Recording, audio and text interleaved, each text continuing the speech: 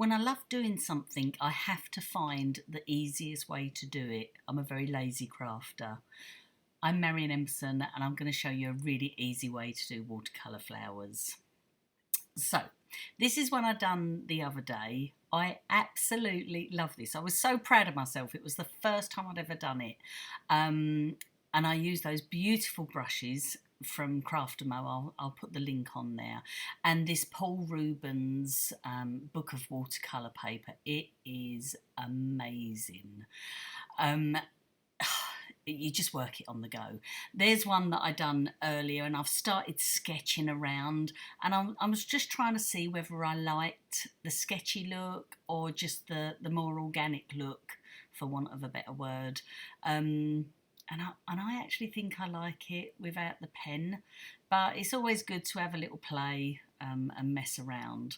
Anyway, so I've pulled one of the papers out. I mean, you could just leave it in the book and play with it. It's good for, like I say, it's good for on the go. So if you're even sitting on a plane or something, you can sit and play, get yourself a little bit of water and you're away.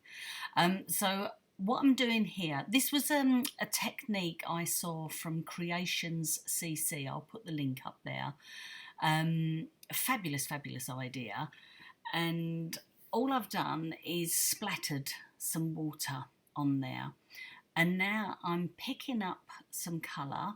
You'll notice from my paints over there, I've got a little swatch just to the side. I'd always recommend you do a swatch. It really helps.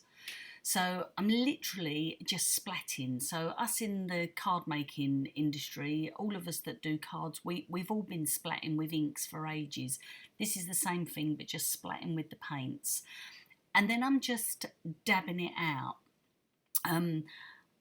This one I actually make a mistake on, but I don't mind making mistakes because I can just go back and I can use it again, and I'll show you something I did at the end with it in a picture.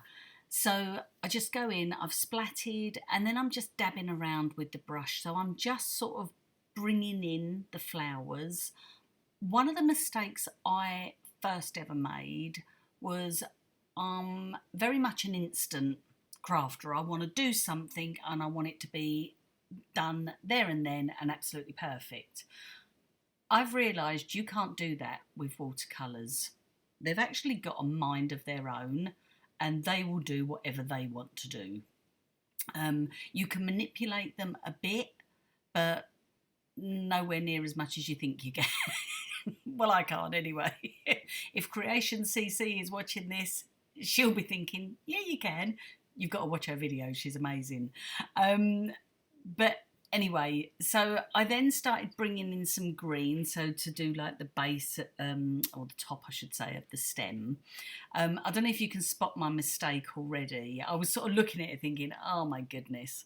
But anyway, the flower on the left is just far too big. It's absolutely massive. So it just all went wrong. But anyway, I persevered. I carried on. I started adding more green. One thing you have to remember is these colours will dry a lot lighter. Once they've absorbed into the watercolour paper, they dry much lighter. So you sort of sit there and you think you're getting exactly what you're getting, but you're not. So don't be fooled by it like I was. So it is just about playing and building with your colours, with your paints, just flicking. It's just good fun. It really is. So I carry on flicking a bit more. I'm going to speed this bit up now and then get through to the next bit so you're not bored. So I'll see you on the other side.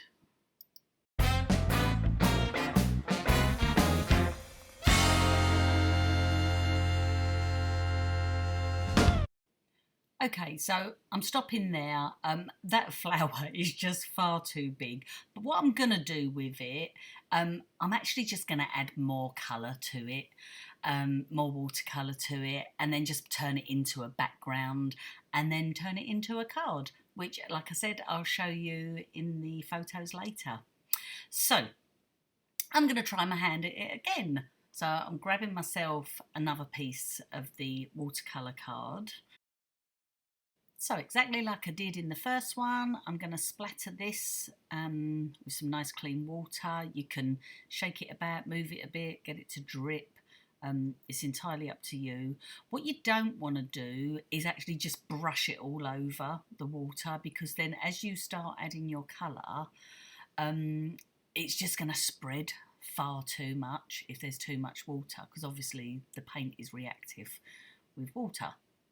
So I've gone in and I'm just doing, learnt my lesson from the last one, I'm just doing much smaller little blobs. So I'm doing my splatting again, and then this time just touching it and making it a bit smaller. Sorry, I should have kept my water on the other side. I'm really cat-handed.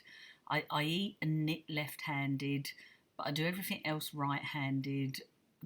But for some reason, you'd think I'd have my water over on the right side, but I don't. Anyway, so now I'm just bringing in some of that green, and I'm just doing the base again, so it's like the start of the stems. And like I said in the previous one, it's just about just gradually building. So again, I'm just gonna go through, speed it up a bit so you're not bored, but you're going to still be able to see the process. So I'll see you shortly.